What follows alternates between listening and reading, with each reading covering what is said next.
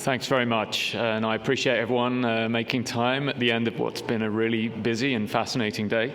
I'm responsible for our AAV business within Astellas, and I want to talk through a little bit of a conversation with you today around how we think about the critical role of partnership, some of the larger company philosophy around gene therapy as a modality, and sprinkling a little bit of science as well. Cautionary statements. I'm an employee of Astellas. I think most presentations here have had some variation of this slide. I think we're at a really interesting moment right now at this installment of Meeting on the Mesa. We've adapted the numbers here to represent our version of the AAV universe, but if you were to add in the IO numbers as well as some of the tissues, that 986 looks over 1,600 clinical trials that are underway. We're seeing some amazing data coming out. We've seen AAV impressive results in Rett syndrome. We've seen editing results in HAE that far exceed expectations. These therapies are really delivering. At the same time, we know we're seeing the regulators trying to respond at something like the pace that we all need to see them respond. With the formation of OTP, it's been great to see Nicole Verdun here sharing her perspectives this week. And we're starting to see that translate into approvals. We've seen Vyjuvek, we've seen Elevidys, and also Roctavian come to fruition. All of our fingers collectively crossed for sickle cell later this year. And we think as we look forward, we could be looking at maybe up to 24 cell and gene therapies approved in the US in 2024. So, the field is kind of pregnant right now with all of this possibility. And, at the same time, I think there's an interesting analogy we can use. If you think about, the central dogma of biology, there's kind of a central dogma of gene therapy development. We've got transduction of ideas from academia that come into small companies. Then that gets transcribed into late-stage non-clinical data or early clinical data. And then we have to translate that into the protein of products that actually make it to patients. And I'd argue we actually have a bit of a worrying problem in that last translation step.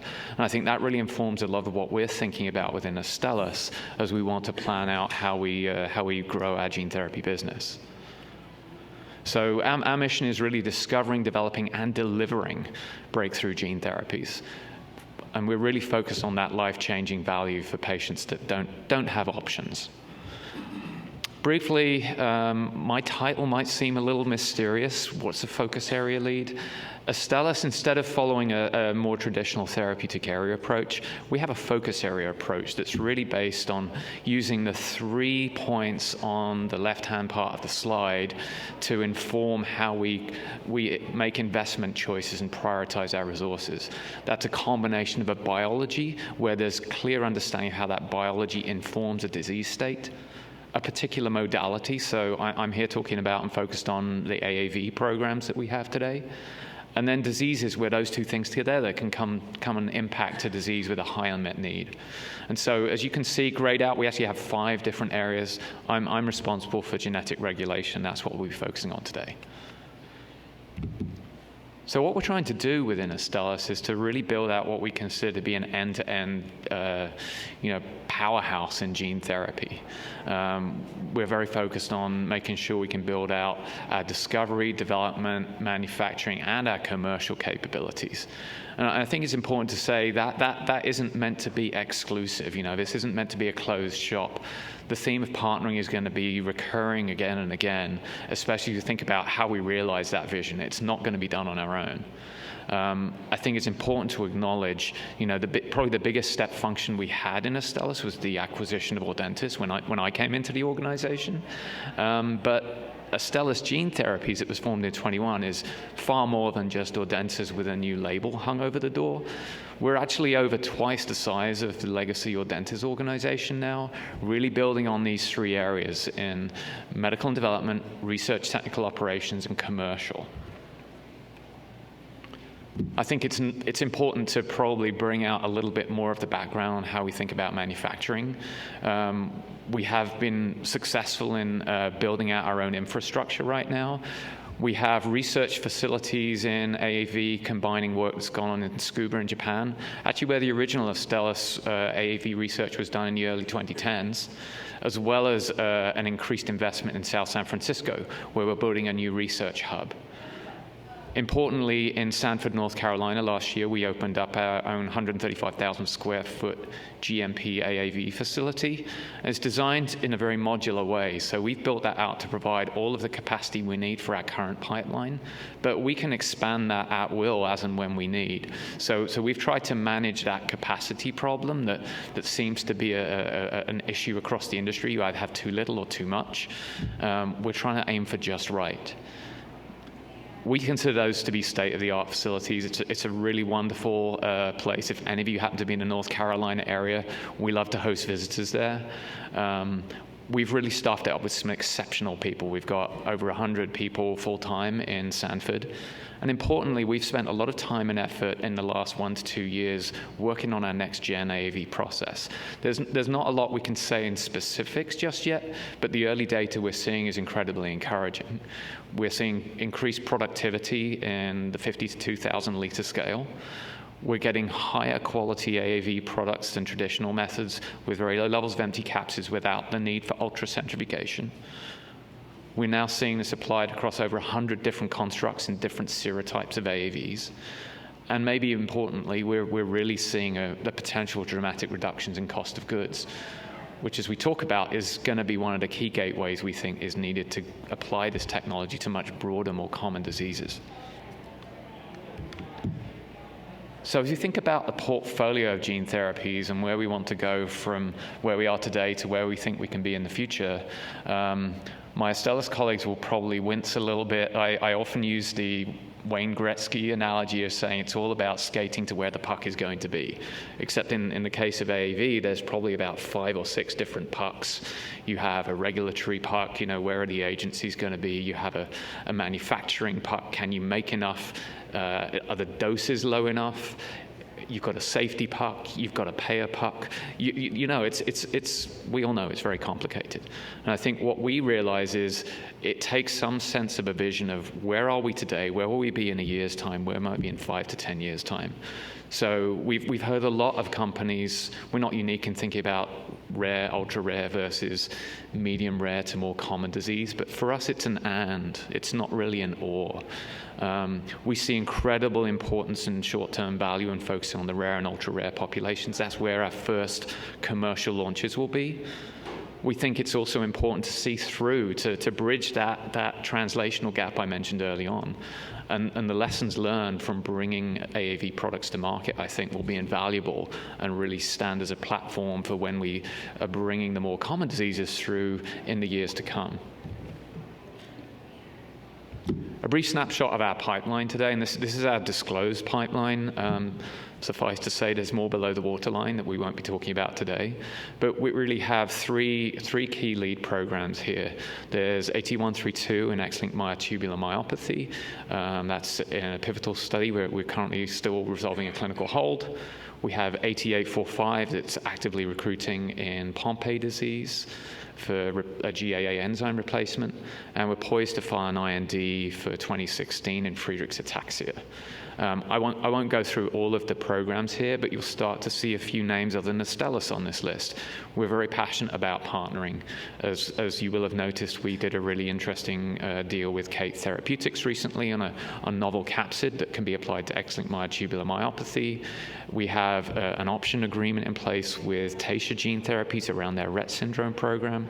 And we also licensed technology from Selecta Biosciences to try and address the pre-existing immunity that we all know exists in patients who are potentially otherwise eligible to receive AAV.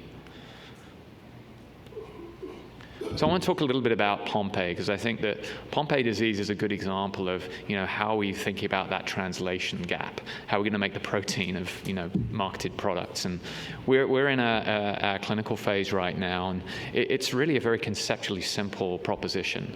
Currently, Pompe disease, which is a condition where patients have either a missing or a misfunctional version of GAA, the enzyme that breaks down glycogen. Currently, they rely on enzyme replacement therapy. It's an IV-delivered large dose of an enzyme that often they make none of. The efficacy of that is limited by either immunogenicity, the fact that efficacy wanes over time, and you're really fighting a concentration gradient to get the enzyme into the tissues that you need.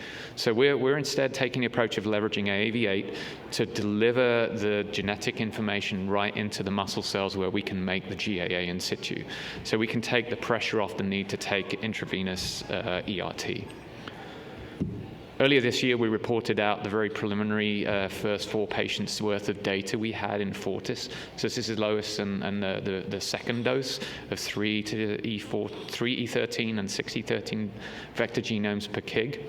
On the left, you'll see FVC, forced vital capacity. That's a measure of how strong a patient's respiratory muscles are, how much air you can force out. On the right is a quality of life patient-reported outcome on activities of daily living. And the big takeaway as you look from the hashed section, pre-dose baseline, to the post-dose period is we're seeing stability and encouragement that gene therapy is starting to be able to take the weight of supporting those patients. And each of those little arrows shows where patients have dropped their enzyme replacement therapy. So we've been able to remove that IV dose, and the gene therapy is starting to kick in and produce their own GAA in situ. Most of the TAEs we've seen have been mild, with the exception of one SAE we reported in peripheral neuropathy. But we're very encouraged about the direction that this program is going in, and we think there's more of this to come. Our PIs are incredibly encouraged. We talked a little bit about our pipeline. We didn't spend a lot of time on XLMTM, but I would say stay tuned there. There's going to be some really interesting publications coming up.